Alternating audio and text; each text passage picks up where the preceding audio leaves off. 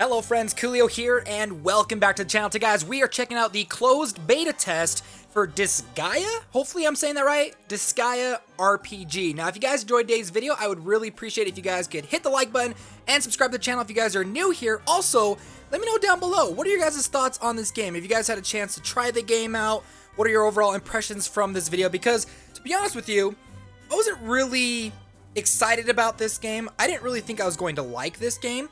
And surprisingly, I've been enjoying my time with it. Now, this closed beta test that's going on right now is only available in certain countries. I'm playing on the Canadian version of the game.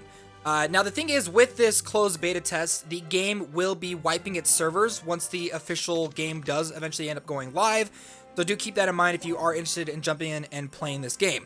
Now, another thing I do want to bring up as well is I do remember this game officially launching, I believe it was in Japan about a year or so ago, and they had a really bad launch. In fact, the launch was so bad, they pulled the game down and had to do a whole bunch of fixes, and then they released it a couple months later. So do keep that in mind as well, that there have been problems with this game in the past with its previous launch. But since then, I think the game has gotten some pretty good reviews. I think a lot of people have been enjoying the game.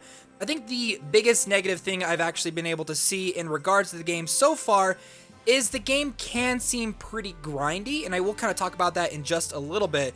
But my overall impressions of this game so far have actually been pretty positive. I've been enjoying the game. Like, there isn't really a whole lot of things to make the game kind of stand out compared to other gacha games. Like, the art style itself, this is the combat, the art style, which does have some kind of low-res textures to the characters, but I think that's kind of part of the charm.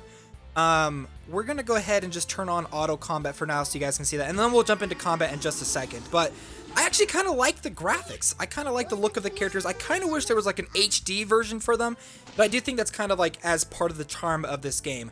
Now, I do want to kind of preface like my impressions for this game with the fact that I've actually never played any of the other DISGAEA RPGs, but do keep that in mind. So this is somebody that's coming to the franchise for the very first time.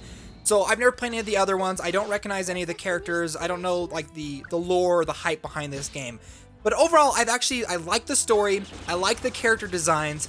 And overall, I think it's been a pretty good experience so far. I do want to talk about some of the negative things that I've experienced about the game, but overall, I think this is a pretty good gacha game. I think this will probably be a game that'll become a lot of people's side game rather than a main game. And that's probably what's going to be like for me, is I'll probably end up playing this game more like a side game rather than like a main game itself. Now do keep in mind, this is a closed beta test, and so there may be some bugs and issues and stuff kind of moving forward.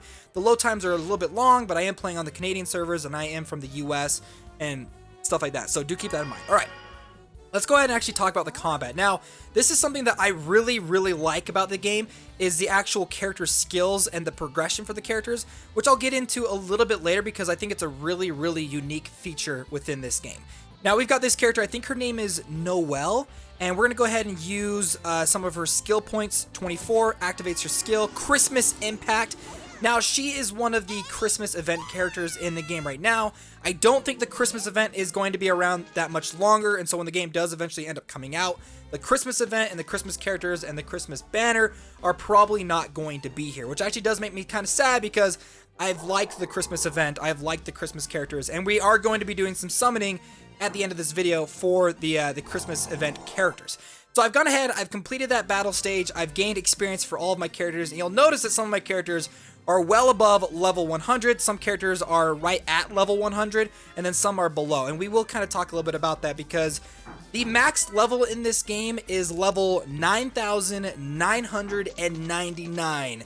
It is crazy. It's such a high level. I don't think I've ever seen another gacha game with that high of a level for their characters. So that's the overall gameplay, and a lot of the combat and mechanics you're going to see is that just that turn-based style there. There are some interesting elements where you're going to go into some extra stages where you can learn things such as like lifting up your characters, where one character will lift up another character so they don't get hit, and then you can use that to attack and stuff like that. You'll see that with like combos and things. Let's actually just go ahead and jump into one more combat stage so you guys can see what I'm talking about. Let's go ahead into battle. Now, so far, my experience with combat, I've mainly just turned on auto combat and then ×4 speed, and things have gone by smoothly, pretty easily. I've only had a couple of stages and some of like the daily stuff that you're probably going to end up doing that you'll that if you're not strong enough to do it, you'll probably get taken down. So let's go ahead and turn on auto combat, and then just let the characters do their things. Now, every once in a while, you'll have a team attack, which you just saw right there, and that's completely random. I don't know if a way where you can kind of make it so they work together more frequently, but those team attacks do happen randomly. Now, another thing I do want to bring up too is if a character kills an enemy, they'll gain extra experience points. You'll see it kind of pop up right above their head.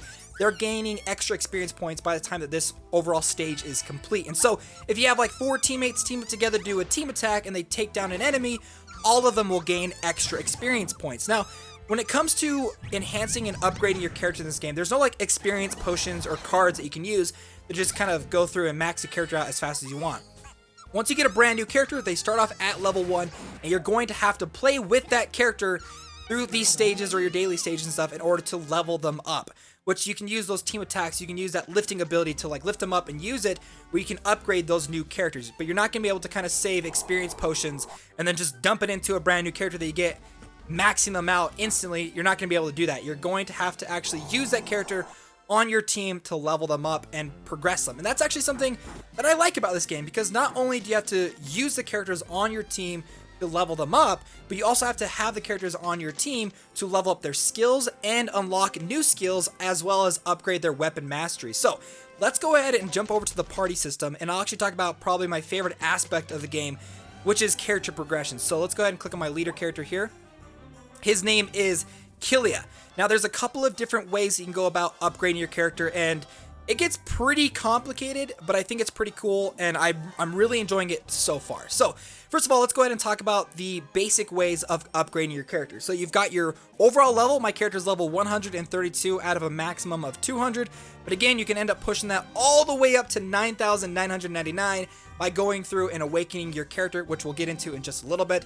You've also got, I think it's called the Nether Enhancement, which is where you use duplicate characters to unlock specialized passive and evility abilities for your character. So this is called the Nether Enhancement. As you get duplicates for characters, or you can use what's known as printies, which is like a secondary kind of character that you can use as growth fodder.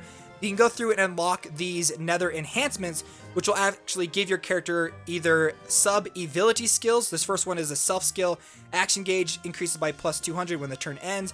Or you can get passive skills such as this one. Basic stats are increased by plus 30%, except for the speed stat. So do keep that in mind. It takes up to 10 times to go through and Nether enhance your character, which is kind of crazy. Again, this game has a lot of grinding behind it. There does seem to be ways where you don't have to go through and have to constantly try to summon and spend your currencies to get like a crazy amount of duplicates. Like I said, you can get printies. There's also events where you can get duplicates as well, which we'll talk about in just a little bit. But there you go. So you have your overall level, which you can increase the max level by enhancing them or by awakening them. Then you've got your Nether Enhancements, which unlocks your Nether Enhancement passives, as well as unlocks evility abilities. And then you've got their weapon skill masteries. Down here you'll see weapon masteries. There's a total of 9 weapons in the game. However, one of the weapons will be the forte for that character, meaning they are better equipped to use that specific weapon. Now, for example, this character Koolio, I actually have a sword equipped, which is not his forte weapon, but I'm still able to go through and level up the weapon skill, the weapon mastery for this sword. And so as I go through and level up the weapon mastery for the sword, I can actually go over the weapon skills for the sword, and as I level it up, I'll be able to unlock skills that any character can use as long as they have the weapon mastery for it. So right now my weapon mastery I think is at like level 5 or 6, which means I'm able to use the Blade Rush skill. Once I push that even higher to level 9, I'll be able to get the Killer Spin skill, and then level 15, 22, and level 30, which in order to get these higher ones, because you'll notice that the max level for my weapon skill for swords is a max level of 9. In order for me to upgrade that, I'm going to have to continue to go through and use mana, which we'll talk about. Again, there's a lot of different ways to upgrade your characters in this game. You'll use mana to upgrade the overall weapon mastery max level.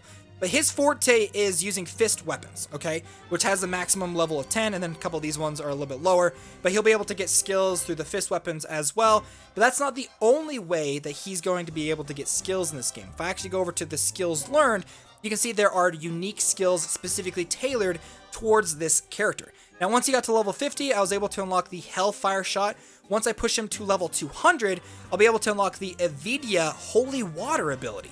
And so I like that. I like the unlocking of these skills. I like the fact that you can go through and change out whatever skills that you want in the 4 skills thing. So if you have weapon skills from like the sword and the fist, you can kind of mix and match them along with like the ultimate abilities and stuff from the character itself. I really, really like that kind of flexibility when it comes to the skill, how the skills work in this game. And then you've also got your equipment and stuff like that too. So I've got the growth sword on him, which allows him to increase his max level faster. He gets more experience points, the muscle fight, the gratitude chocolate, and then a couple of other armors and stuff. So you have 1 weapon and then 3 armors, and you can swap out the weapon if you want to other ones, if you want to work on weapon masteries for other weapons. But yeah, there's a lot of different ways to go about upgrading and progressing your character, and I really, really like that. Now, I do want to talk about one thing that I was like, I wish they had this in this game, but it's not really there.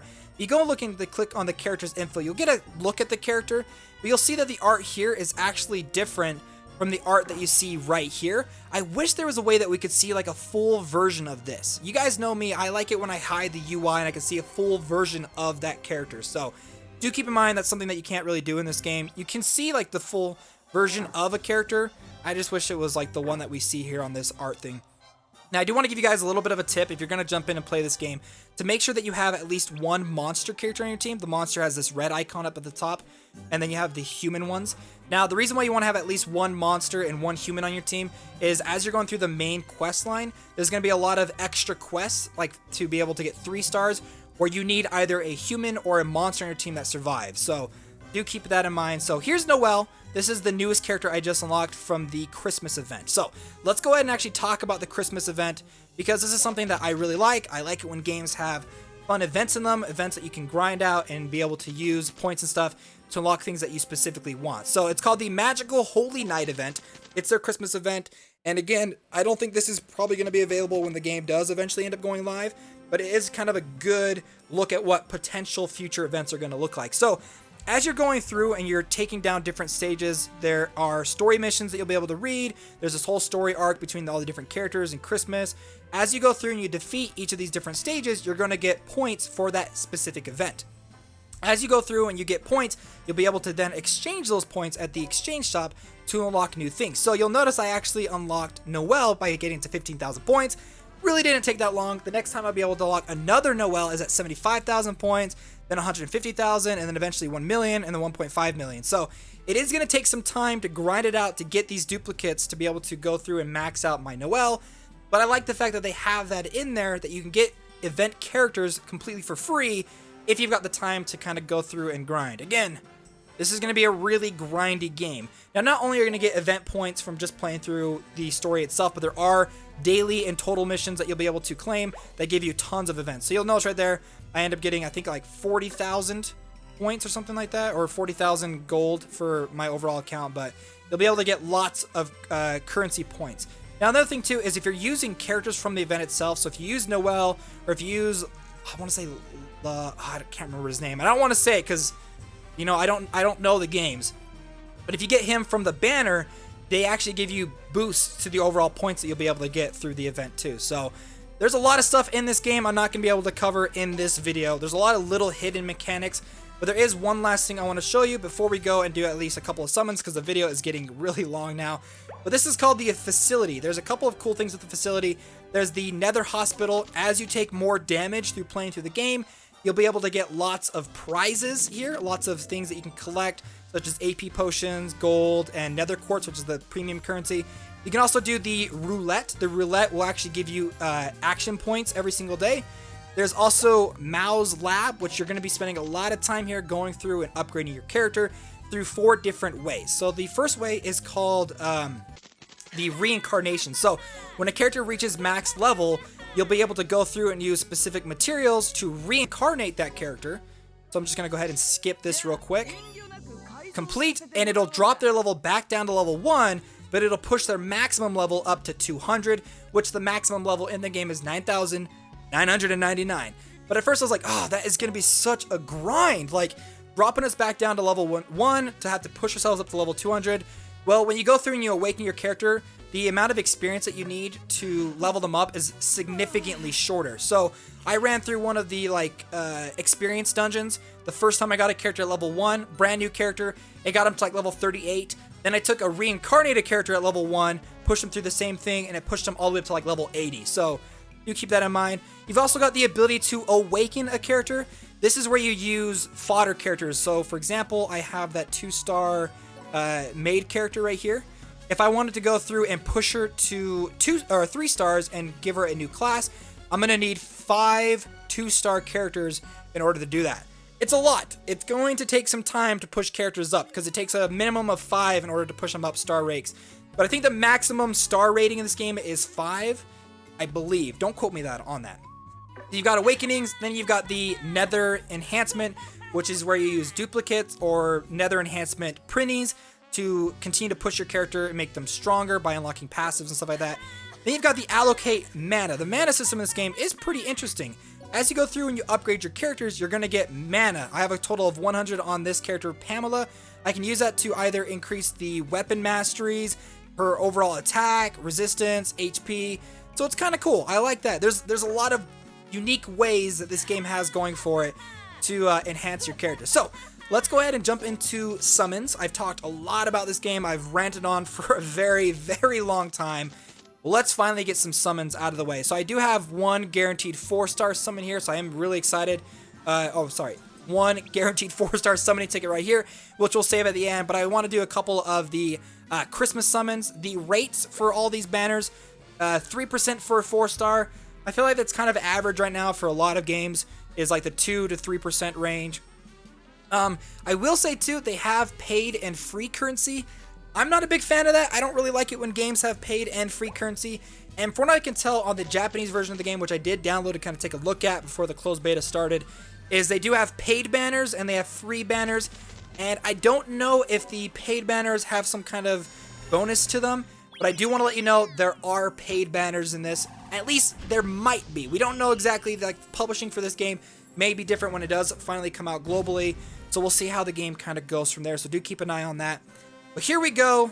Our very first summon, I think we did end up getting a 4-star, so I'm excited to see what that's going to look like. So we got a 4-star right there. A 2-star rare character, an imp. Next, we got 3-star super rare character, Feline. Pow Mao is the class. She looks great. She is a monster character. We got ourselves a 4-star human staff user. Main ability, Heart of Love. All members HP healed by plus 20%. That's great because I do need a good healer on my team. Novus Red Mage, whose also name is Red Mage. Super rare character, Hog Miser Money Lover is his class. We got ourselves a ghost by the name of Spirit. Lady Fighter, whose class is also Lady Fighter. Living Armor, class is Killer Armor. Nether Noble, Death Boar.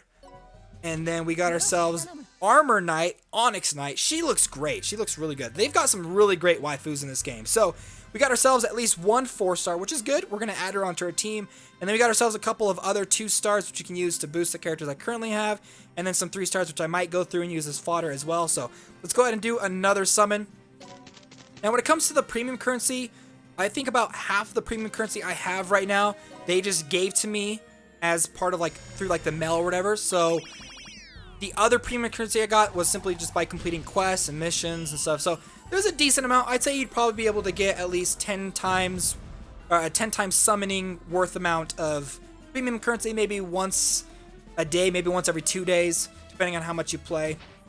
So Warrior Fighter, Sludge Green Slime, Slumber Cat, Cat Saber, Sludge Green Slime, rare character Living Armor, Killer Armor.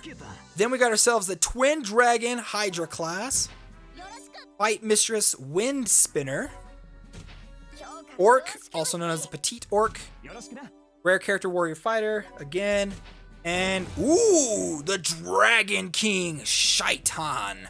That is dope. I'm definitely gonna add him on my team because I definitely need a monster character on my team. So let's go ahead. We're going to do this one more time because I don't want to spend all of my premium currency right now. I should be able to do at least 20 more summons after this. Let's see. Am I going to get lucky? Looks like I am. I'm gonna get another 4-star. I'm really hoping for a Christmas character. I'm crossing my fingers right now that we get ourselves a Christmas character. Here we go. So where is it gonna be? And our 4-star character is gonna be our second character. So Imp, and then our 4-star character is Cecily Celestial Assassin. Dope! All members' intellect is increased by plus 15%, and she's a staff user. Alright, so there we go. So we got at least 2 4-stars. Ooh, Chimera. They look really cool. The monsters look really cool. I don't think I have a 4-star monster. And then the rest of these I'll probably just end up using as fodder for some of my other characters. So rare character obtained. Okay, there's a Prinny. And then rare character. Okay, sweet. So far we've gotten 2 4-stars. That's not bad. Honestly, 3% summoning rate, 4-star characters. It's pretty good. And then let's go ahead and end it off by doing our 1 4-star guaranteed summoning ticket. And hopefully we get somebody really cool, because they do have some pretty dope looking characters in this game. And if you're a big fan of DISGAEA RPG, you'll probably really like this game. Here we go. 1 4-star character. That orb was actually gold. Oh, what the? I've never seen that summoning animation. So it's gold, but it's supposed to be a guaranteed. Oh, okay, so they do have surprise star rate ups. That's kind of cool. So 4-star. Yes! Oh my gosh, yes! DISGAEA final boss to be. I'm so freaking excited that I got her. So at the very beginning of the game, I should have mentioned this at the very start of the video, they do give you an endless reroll to get 1 4-star character, whichever one that you want. And she's the one that I originally did on my Japanese account. So I am freaking pumped that we got her. But there you guys go, DISGAEA RPG. Let me know your guys' thoughts down below on this game. Do you guys think this is going to be a fun game? Do you guys think it's going to be not a very good game? Let me know your thoughts down below. Also, if you guys enjoyed today's video, a like would be super appreciated. And if you really liked today's video, make sure to subscribe for more mobile gaming videos coming soon. Well, friends, my name's Koolio, and I'll see you next time.